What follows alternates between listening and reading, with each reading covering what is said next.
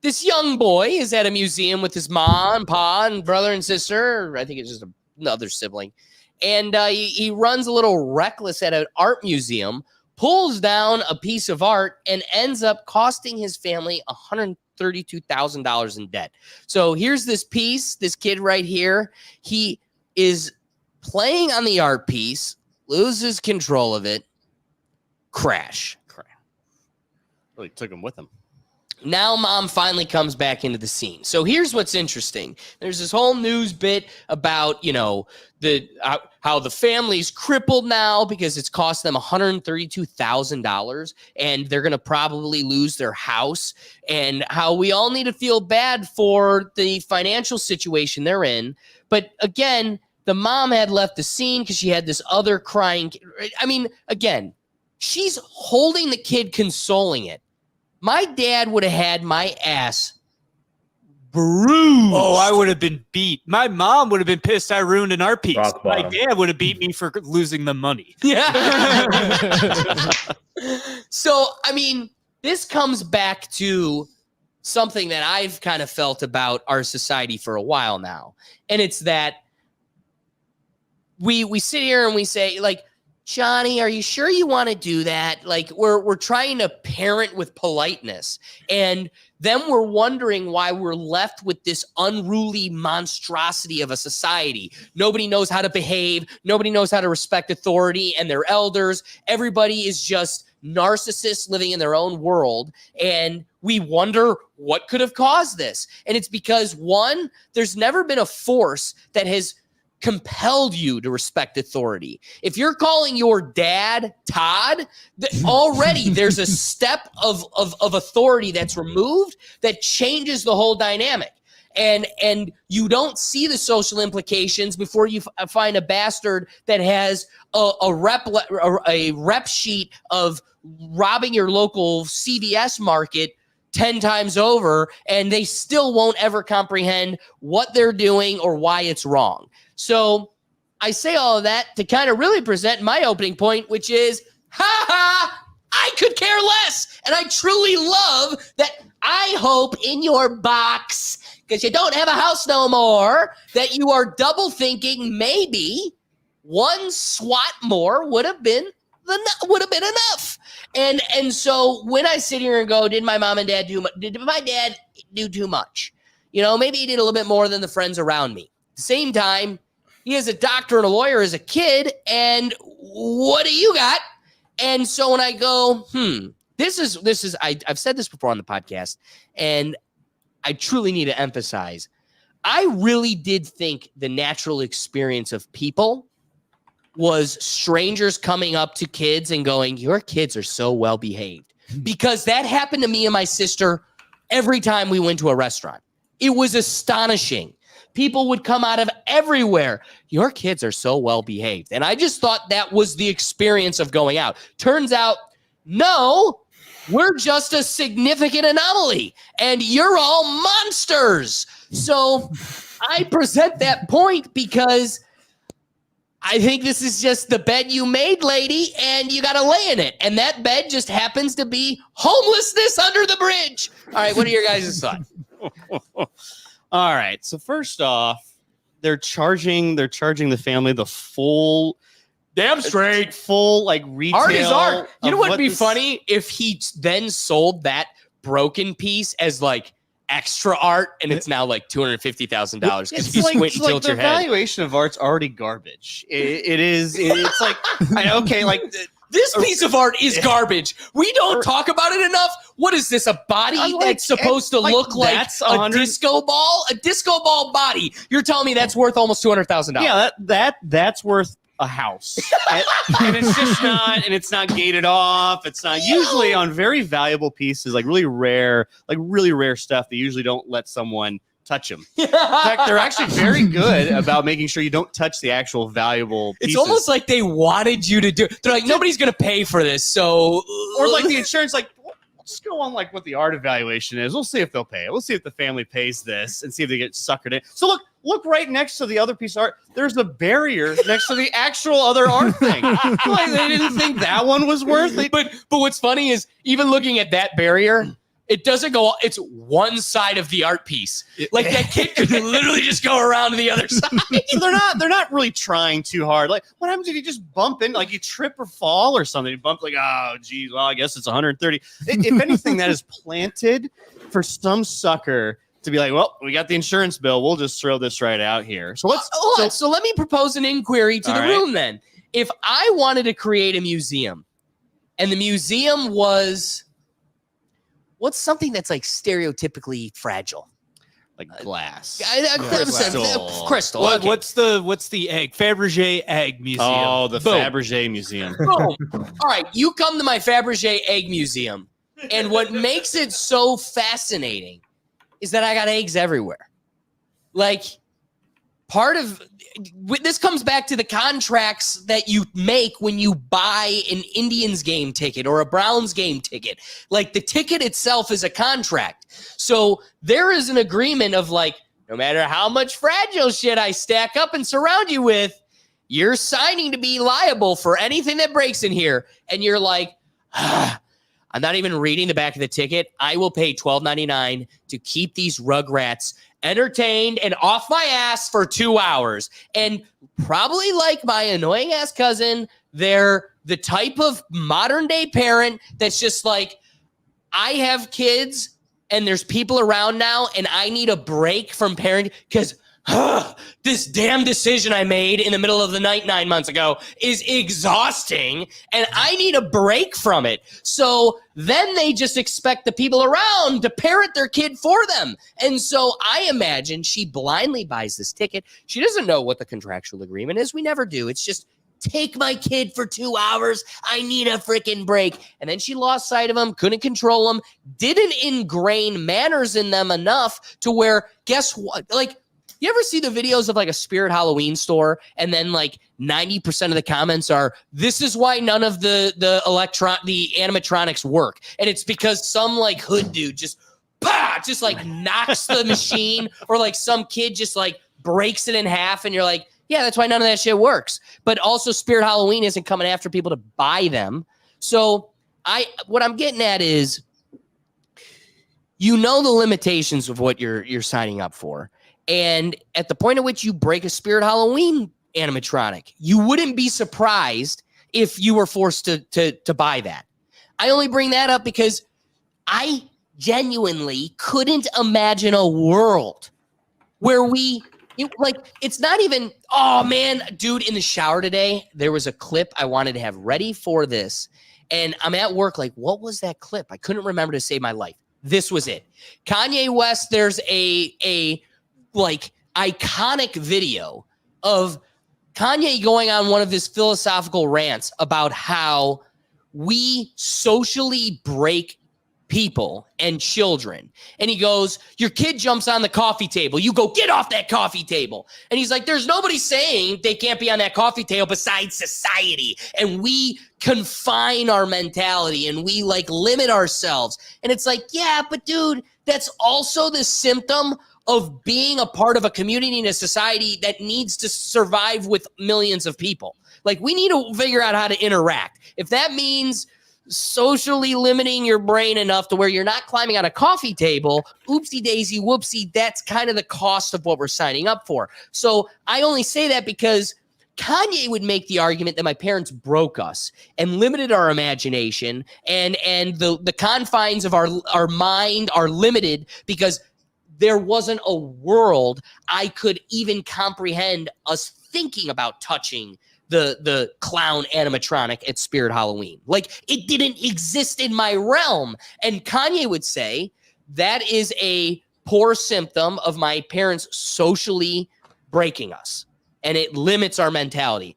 I think there's value in that. And when I've seen Kanye say that point in the past, I thought there was credence to it, but it isn't a universal law. It isn't something universally applied because there's truths to, listen, you need to be on the right side of the road.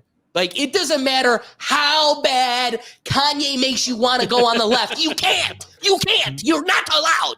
I told you you're not allowed. So to me, there's a balance there. I like the fun, philosophical, theoretical dialogue his point presents, but we also need to acknowledge that, but there are necessary reasons for those limitations. I think we're also making the assumption that this parents were just awful and didn't actually parent the kids, not do that. But also, have you seen kids he's definitely got his ass beat now. Have you seen kids interact? They kind of just do stupid things. They get, a little boy just Tide Pod challenge is pretty dumb. Yeah, way overstimulated. He's got a bunch of energy. He's going someplace like brand new, and all of a sudden I just got to touch everything. Regardless, no matter how many times that kid maybe got slapped in the ass for hey, I disagree. Don't. I disagree. I don't. As somebody with a civic significant toll of ass slaps in the book, I tell you, that shit works. It works. Hold on. All right, Your point has value. If anybody in this dialogue, or you can bring up an example of a person with a high toll of ass slaps and still is a monster at the museum or at a restaurant. I'm sure there is. I'm sure they're out there. I'm sure you don't have an example. There's I have a list of 300 million examples. people in the United States, and there's not one person who just had infinite amount of ass slappings and I'm still gonna be a piece of shit. How many times can someone go to jail for stealing a Kia and then just get let go? Okay, but now we're going down a different road. Enough Trump. But hold on. Boom. Okay, not to go too metaphysical in this philosophical conversation, but the truth is, dude, that, if anything, speaks to that there is a delicate balance here. Something I'm not advocating for is the Adrian Peterson grab a switch off the tree and beat your kid bloody, right? So, there's a balance here. And if that excessive force is exactly that descriptive word, which is excessive. It isn't well-balanced and healthy force. It's excessive force. You are going to create trauma. You are going to create adverse results. So the truth is, you're not allowed. That actually, your example you need to lean on is not one within the realm that I'm trying to present. The drunk father that beats his kid beyond a healthy point. It may have been that my dad kind of got to the gray area, maybe did it a little too many times, but what we can say by the results is he never crossed that line. And it's a gray area. He may have been able to do it a little bit less. He could have probably gotten away with a little bit more. But at the same time, in this little realm of where he did and didn't do it, it worked. It worked. So at the point at which you're getting that adverse result where you beat your kid senseless with a tree stick and now he's a monster. That's called a switch. Yes, I used that word earlier. Thank you, Doug. Thank you. But at the point at which it exceeds that point, you are now the example that furthers my point, that you could go beyond the balance and you do too much, and now it's the adverse result. Now you've got a monster that, like you said, has a rep sheet that's a constant professional criminal. But I think we're just making the assumption that this kid is just a piece of shit regardless. And no, he's not a piece of shit. He's a brat. He's a brat that didn't get slapped. Does one bad time make for a brat? Oh yeah, I don't think so. I don't think so at all. So we go on results. So you use your very eloquent example of yourself. You did not turn out as bad or knocking over priceless pieces of art. But also the kid's not done growing up either. I don't think we know the age of the kid from the story. Maybe Sure. He's like 4, like 5. I don't know. But this isn't.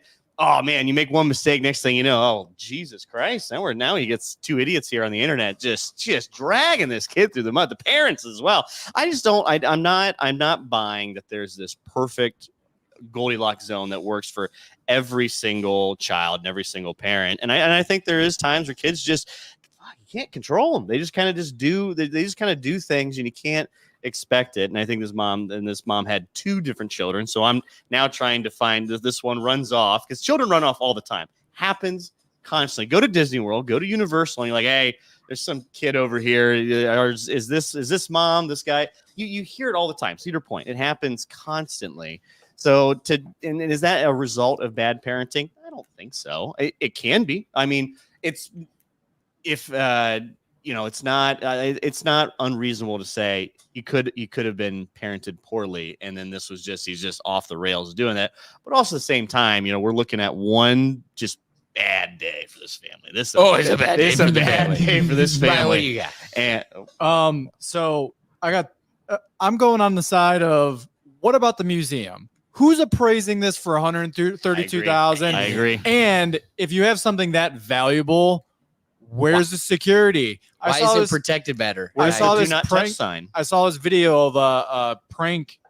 They hired this security guard off Craigslist, and this dude came up and he was like, and he like shoved the guy that he was supposed to be protecting, and then the security guard that was hired off of Craigslist just came in and just like took him out. And it was like, I don't know. You can find people for a pretty cheap price that'll take kids out. I'm sure of it. I don't know. What else are you thinking?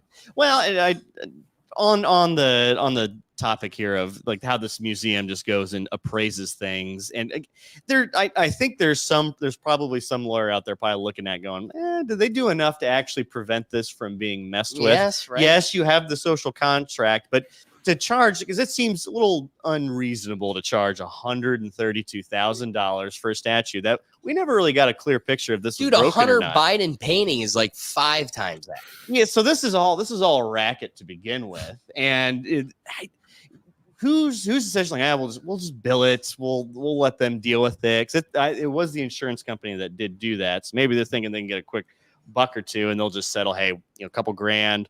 Artist is happy. They never went into detail exactly what this was or showed the result of this.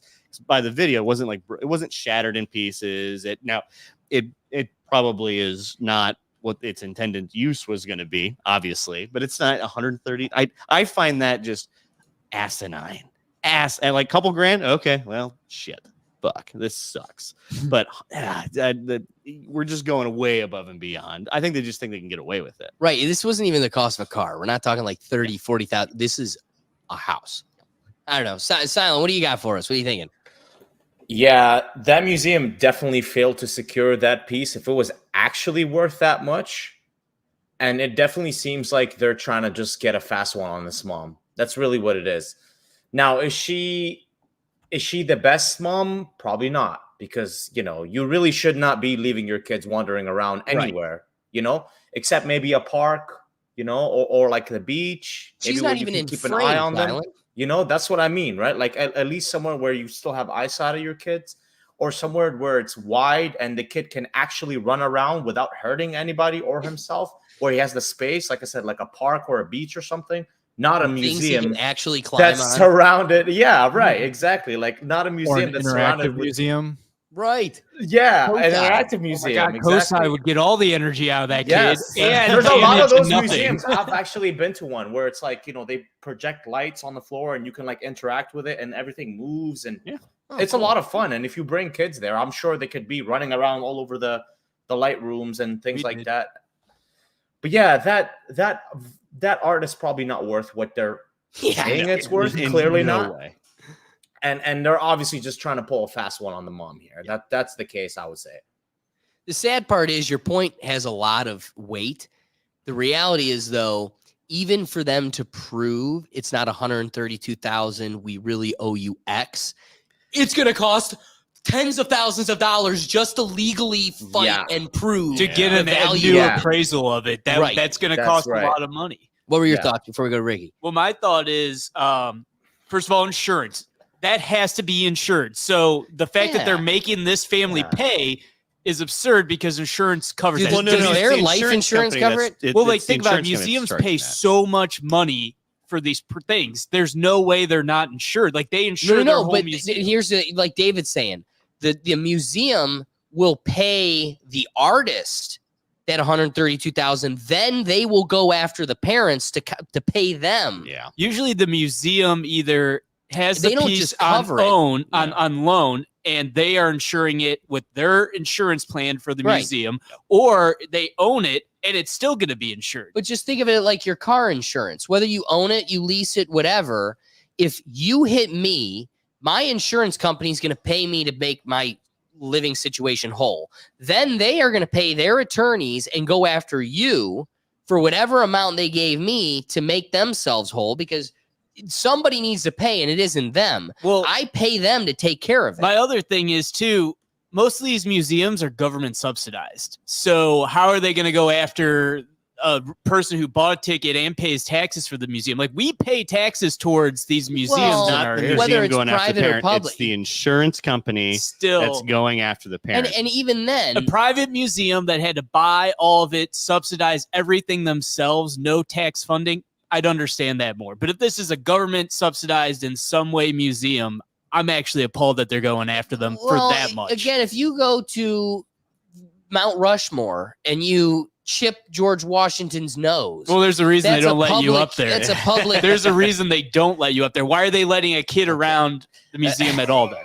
Yes, but theoretically speaking, if you went to this public monument and you chipped Washington's nose, they would sue you, whether they're a public or private entity or experience. And it's probably really it's the insurance company. That's a It's felony third- too, it's by a the way. Third party. That would also be a Going on. felony. That in any way.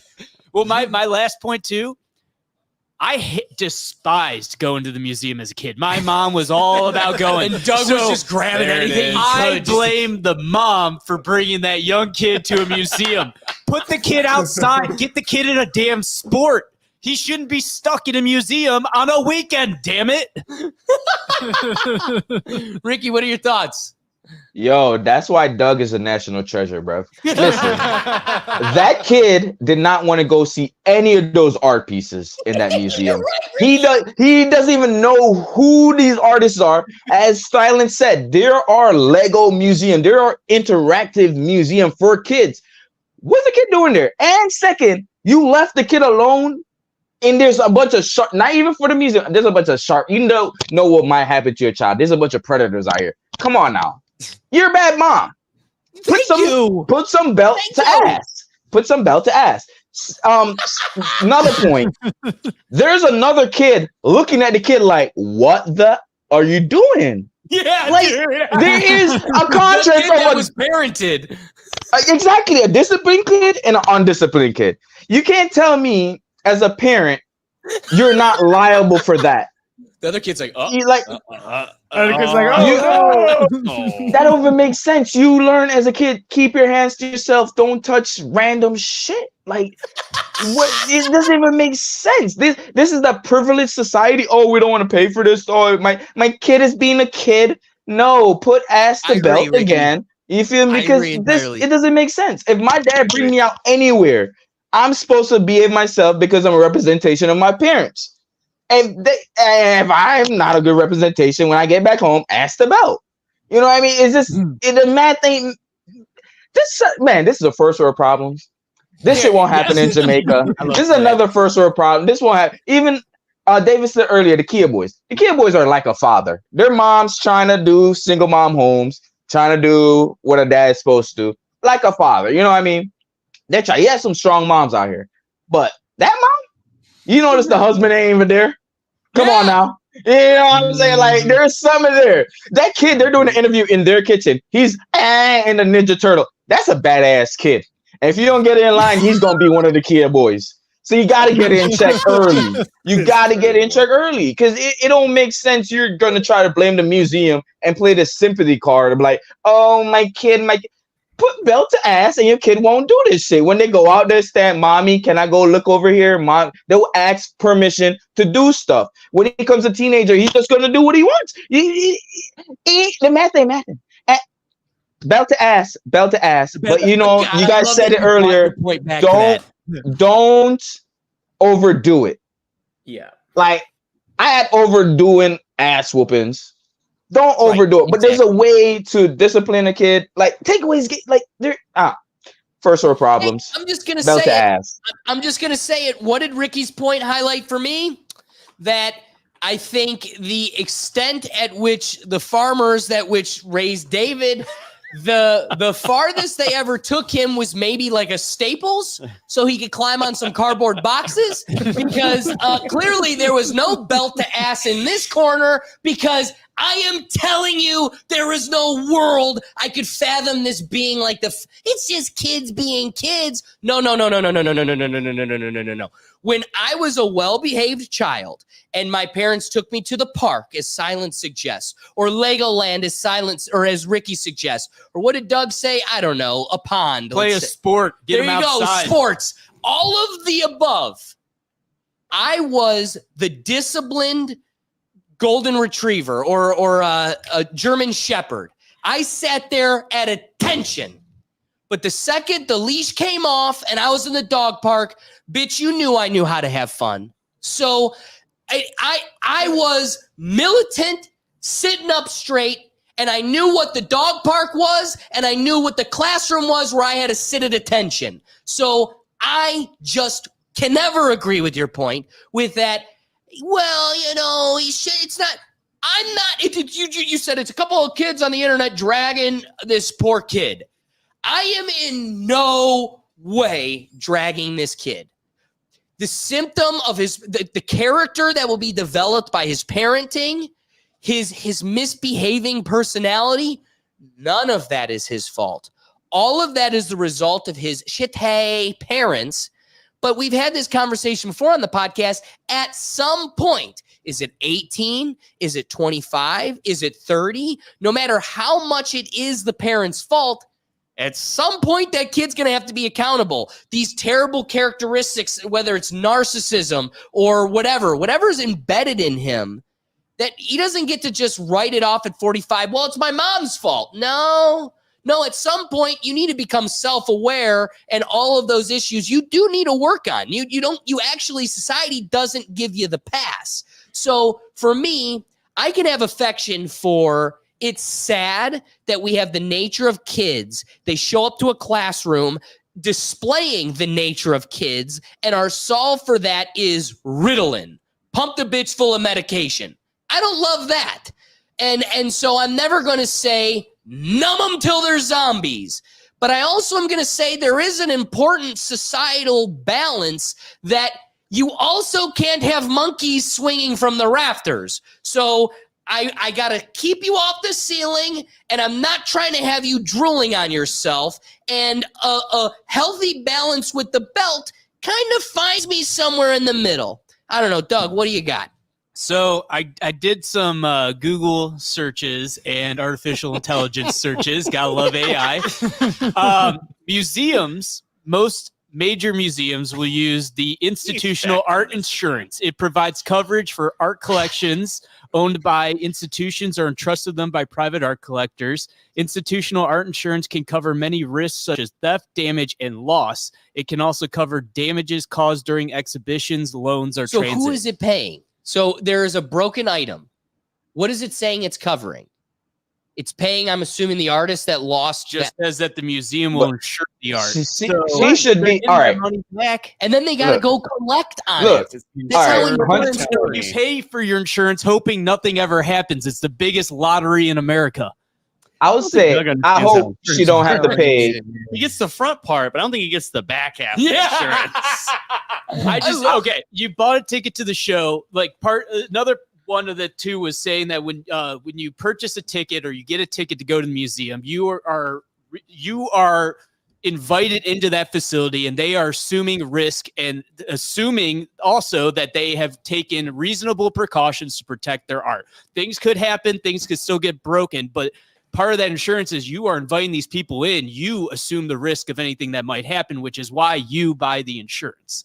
So reading that too, it's like if they went there and bought their ticket, I don't know. He's discovering how insurance works. I'm glad. We are. I'll just say, maybe not on the internet, but definitely in this You got to room. think of it in the car scenario. but I own a car, right?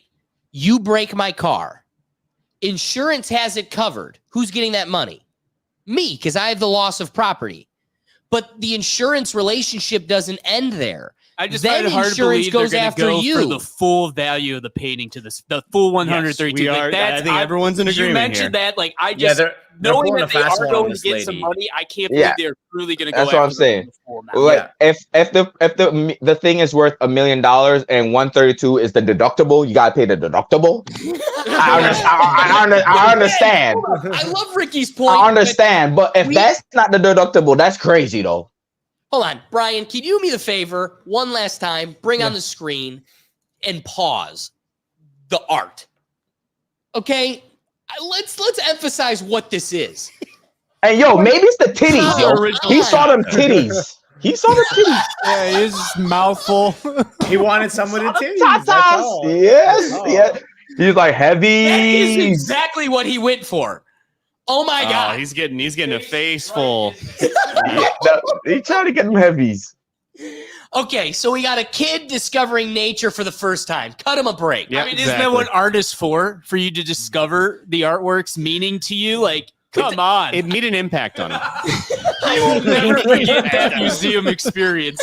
But A six-figure impact, okay, yeah. the greater dialogue here is there is zero worlds where that is worth 132,000. Like It's shiny. It's it's shiny. The vagueness of artistic value always comes down to what people are willing to pay for it. And unless it is a money embezzling business, you are not finding a person that finds $132,000 of value in that. not in any reasonable world, especially. And if you do think it's worth $132,000, you're probably going to protect it maybe a little bit more than. I'm surprised the insurance company isn't going after the museums. Like, what the hell? Yeah. You just let this out there. That didn't look like they took reasonable measures to protect the agree. artwork. I agree. And that was one of the insurance things. Totally. Now, I And think why we don't have a close up of this like art piece, like of the art piece itself? Like, Yeah. what the is this other art thing piece? they don't- What is it? Is it stone? Is it glass? What is it? because it doesn't, maybe metal, I don't know, or plaster. It might even be plaster because it doesn't.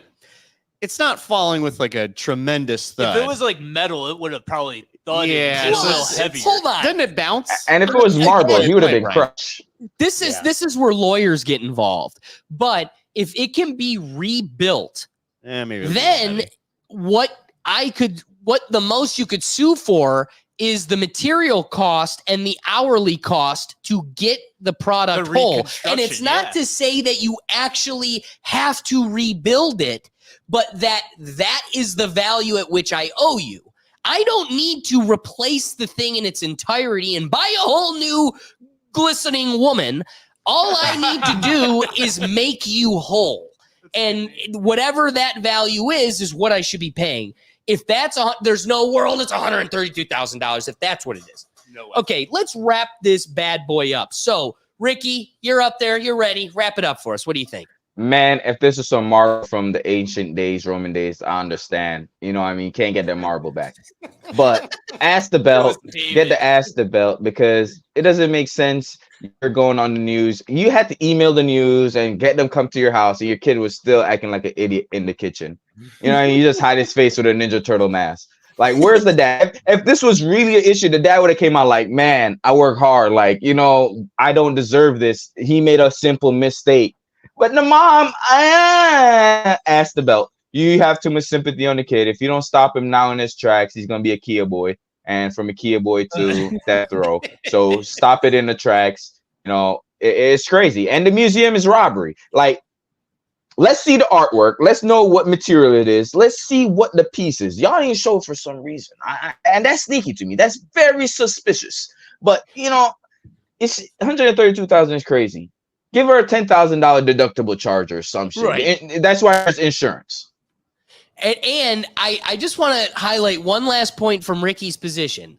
He's the only one to have touched upon this point twice now. And it's a small point, but I think he raises it continuously because it is telling.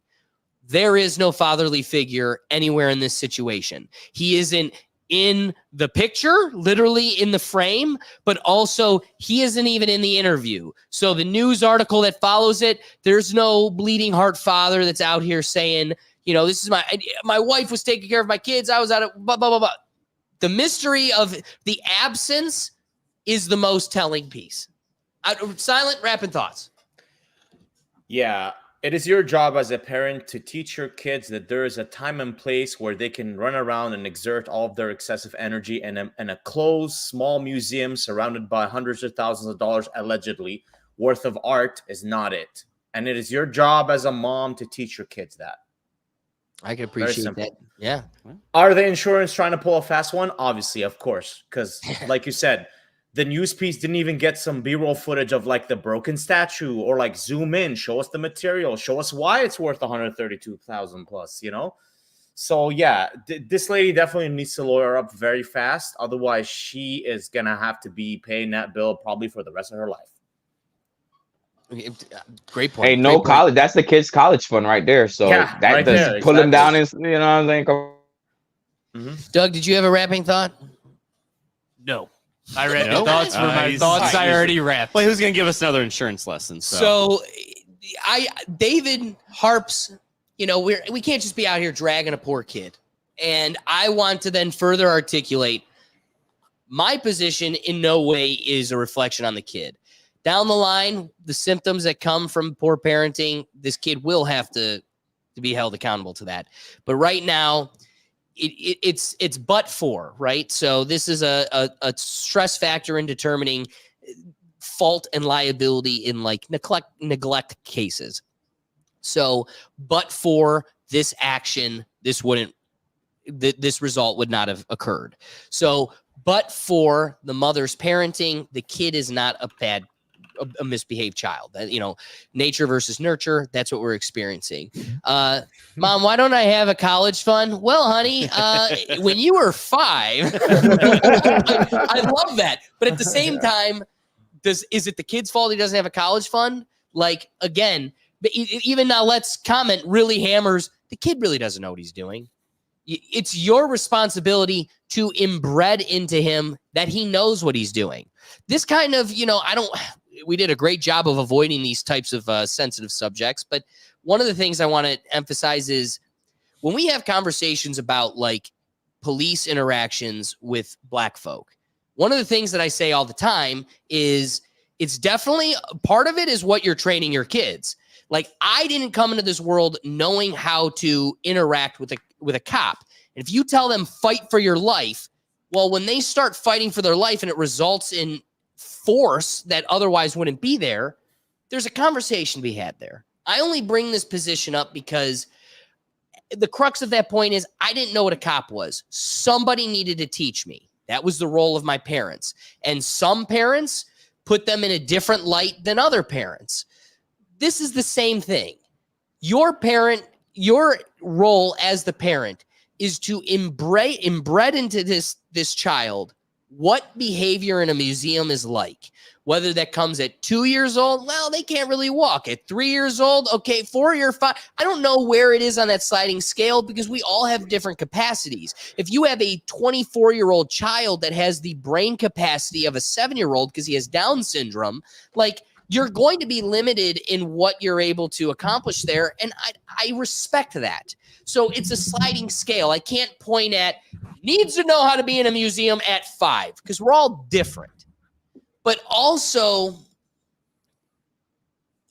that comes down to if you do have a Down syndrome child that's 16 years old that has the capacity of a 5-year-old, well, then guess what? Even at 16 years old, you're holding his hand through the museum. There is a different behavioral approach depending on the capacity of your kid. So if your capacity of your kid, if you raised a couple of Gergats and you've got 10-year-old, 45-year-old kids, then yeah, you could probably leave them at the bench and safely know they're not going to tear down the statue. But if you've got a 20-year-old with the capacity and behavioral approach of a 7-year-old, it's your responsibility to know that they can't be left on that bench alone, that it's you who needs to hold their hand, that it takes extra intervention and oversight to ensure that you don't lose the mortgage. So David, that's my position on it. And like David breaking that guy over there on the couch, Doug said, it probably just isn't a place for kids. Rapping It's thoughts. probably not a place for kids, especially the unguarded. But sometimes you just don't always know that. If that's your first time at the museum, you're thinking, it's a local museum. How bad could it be? And it could probably be pretty bad. But I don't want to sit here and subscribe to the notion that parenting should be perfection. I just don't see that there's things that just go wrong all the time. It isn't perfection. It isn't. My parents weren't perfect. Your parents weren't perfect. This whole room's parents were not perfect. But it's a game of averages. And the goal is that you're good enough that all 7 of us with totally different parental approaches can still socially interact and live amongst each other in the game of averages to where, it's the Venn diagram. I've got the big circle. You've got the big circle. We live in that overlap. And the goal of our parents in this game of averages is just to be good enough to where you're not an anomaly that's living in a concrete box in jail or needs to be medicated because you're mentally unfit. We just need to get you good enough to where even if we're all on different wavelengths and different capacities, we can all still live amongst each other and enjoy each other's presence without any of us being a problem to each other. But I'm not buying the notion that you can't have an outlier. You just can't have a bad situation. Just, Jesus, I had to go do something else. Next thing you know, the kid runs off. I mean, this is all just reasonable things. If you've seen children interact, they just do things. They go out. They're like wild animals sometimes. You can't always contain them 100% of the time in every scenario.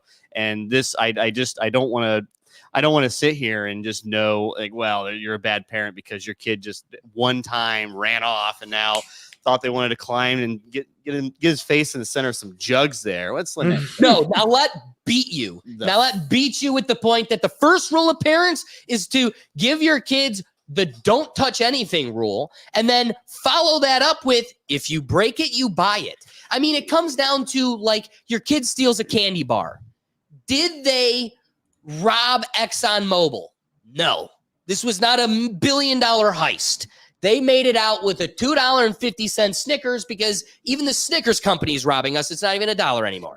But again, at most, your kid made out with a $2.50 bandit heist, okay?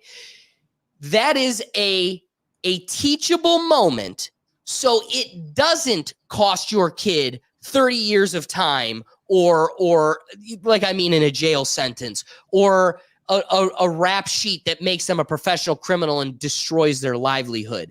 It starts at the Snickers bar, and if it doesn't stop at the Snickers bar, then stealing a couple towels isn't a big deal. Well, do you know how many dollars I've cost myself just, having principles? Like, I could have stolen this pop at the Indians game, but on principle, I, spiritually have a respect for the karmic fabric of this world, and I just don't want to play with that power. But also, in a world where that's just my fantastical imagination, I just got a moral compass that makes me better than you. Yeah, I don't think the 6-year-olds really got the moral compass about, well, do I not climb on but this thing? But the moral compass starts at the Snickers bar. Yeah, but okay. So you let's say we all get one Snickers bar. This just so happened to be his Snickers bar. Like, it happened to be a life-size Snicker bar moment. It was just this. Well, I'm going to go climb this. Like, children are dumb. They are absolutely dumb because we have to teach them things.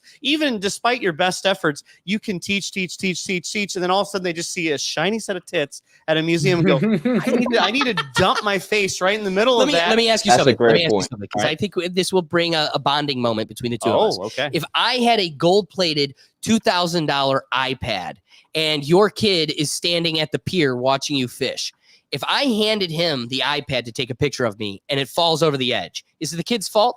We'd agree probably not. You're the moron that gave him a $2,000 gold-plated iPad, I agree right? with that. We would agree upon that. Yeah. So again, this comes back to, but Mom, you gave him the $132,000 statue to break. You've created a scenario, like, again, if you're at Gym World and you're surrounded by spongy balls and things to climb on, you're really not creating a scenario where the gold-plated iPad falls in the pond.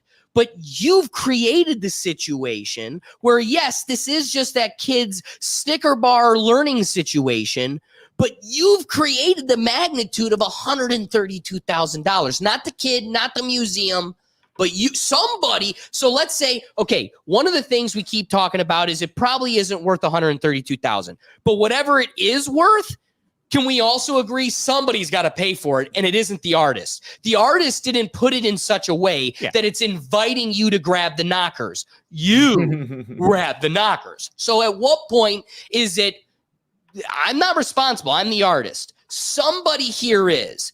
We want to sit here and all agree that it really isn't the kid morally or literally. So it's got to be the parent. It's not the museum's fault. Could they have done a better job? Man, if we were in a law school class, we could have a really fun time breaking down the lengths at which they failed to prevent this from happening. And it makes it probably less of a pay tag. Like you don't get nothing. You just don't get as much as you otherwise would have. So that'll be the curious piece. It comes back to the but for your lack of security, this wouldn't have happened. So this is something that would be dissected in a courtroom, but I just want to make the point that it doesn't close the door to it because of that. Yeah, and ultimately the parent is responsible. The child just can't. They're not of legal age to be responsible really for anything. But there is the parent to be ultimately 100% all the time must just follow this. I just don't.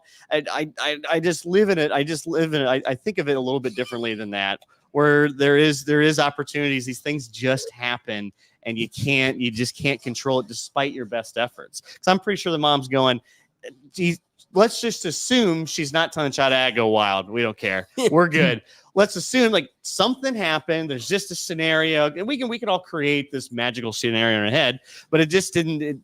Just because you're not always with the child doesn't mean the child doesn't have an opportunity just to bolt and go. This is fun. I'm going to run away, despite your best efforts too. But that all being said, you are legally required to never lose track of your kid. Well, I agree. That is one legal requirement. Yep. But it's one of those weird things where the kid sometimes just tries to disappear himself. Oh yeah, the kid's running away, or like, come chase me, or do whatever. There's all sorts of scenarios in which the kid's just leaving and thinking it's a good time, and the parent is Jesus Christ, it's like he's gone again.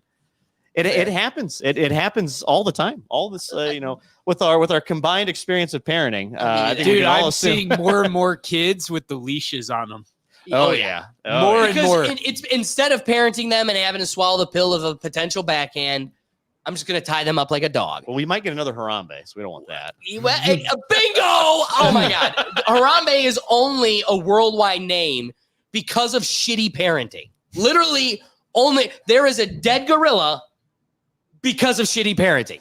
Thanks for watching this clip from the Rethink Tank Live. Join us every Tuesday at 7 p.m. streaming across the platforms on YouTube, Rumble, X, Twitch, Facebook, LinkedIn, and TikTok. We do our best to promote user engagement, and we want you involved. So be sure to bring your perspective live so we can get you in the dialogue. See you then.